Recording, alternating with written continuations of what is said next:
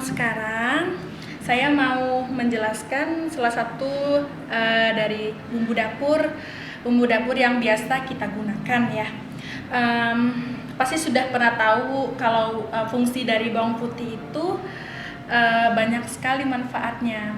Nah, bawang putih itu jadi untuk usia-usia yang di atas 40 tahun baik laki-laki maupun perempuan itu sangat disarankan untuk mengkonsumsi bawang putih. Fungsinya apa? Fungsinya itu sangat baik apalagi untuk jantung ya, dan untuk masalah peredaran darah.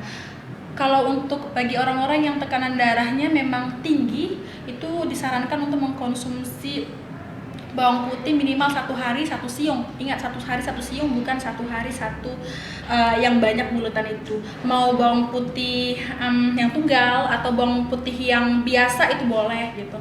Nah, fungsinya itu adalah untuk melancarkan peredaran darah, untuk menurunkan kolesterol, untuk menstabilkan tekanan darah, untuk melancarkan pencernaan, dan untuk meningkatkan daya tahan tubuh. Itu fungsinya banyak sekali.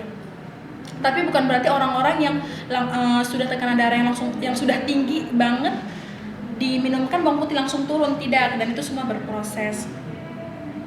Nah, jadi bawang putih yang dimakan itu terserah bagaimana teknis makannya. Jadi misal 1 siung bawang putih itu bisa dimakan dengan cara langsung dipotong kecil-kecil kemudian ditelan, atau ditumbuk dihancurkan kemudian ditelan pakai air, atau dimasukkan ke dalam sayuran. Tetapi lebih baik itu kalau umpamanya diminum seperti obat.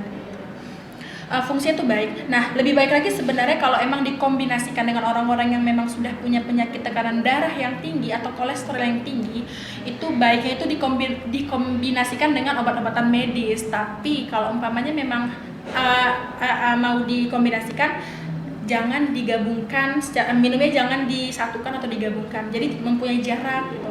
Jarak itu sekitar 1 jam minimal. Boleh diminum bawang putihnya dulu, atau boleh diminum obat-obatan medis dulu. Nah, saya punya pengalaman terhadap beberapa pasien yang saya sudah anjurkan untuk mengkonsumsi bawang putih. Ini benar-benar sangat surprise banget. Surprise kenapa? Karena saya mengkombinasikan antara bawang putih dengan obat medis gitu. Nah, jadi awalnya itu pasien itu tekanan darahnya itu ya 190 per 140. Kemudian saya kasih beberapa obatan medis untuk penurun tekanan darah. Terus saya anjurkan untuk mengkonsumsi bawang putih. Seminggu kemudian datang lagi ke saya, tekanan darahnya itu stabil tuh, hampir stabil itu 140 gitu. Jadi itu benar-benar sangat bermanfaat. Tapi ingat, harus dibarengin juga dengan olahraga. Nah, olahraga yang baik itu bagaimana? Olahraga yang baik itu ialah ketika pasien terserah, orang tersebut terserah mau olahraganya kapan, mau pagi hari kah, mau siang hari, sore, malam hari. Nah, tapi minimal untuk olahraga itu setengah jam gitu, dan tidak harus langsung blek setengah jam, tapi boleh diangsur ya, bahasanya diangsur 10 menit, misal 10 menit pagi, 10 menit siang, 10 menit malam.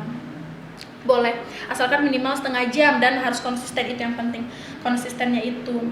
Nah, ada beberapa orang yang bertanya, dok, gimana kalau umpamanya kita olahraga tetapi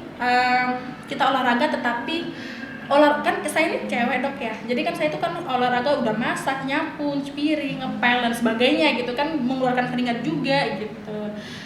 Oke, jadi olahraga yang dimaksud ini adalah bukan olahraga untuk aktivitas fisik saja, bukan itu, tetapi ada sesuatu yang harus dicapai, yaitu heart rate atau denyut jantung. Nah, ketika anda itu ngepel, nyapu, itu pencapaian heart rate belum maksimal gitu.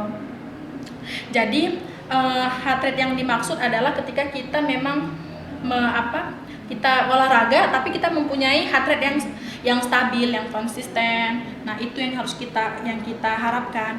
Makanya untuk orang-orang yang mempunyai tekanan darah tinggi, untuk orang-orang yang mempunyai kolesterol yang tinggi, harus yang dilakukan, yaitu minum obat, harus ke dokter, kontrol ke dokter secara teratur.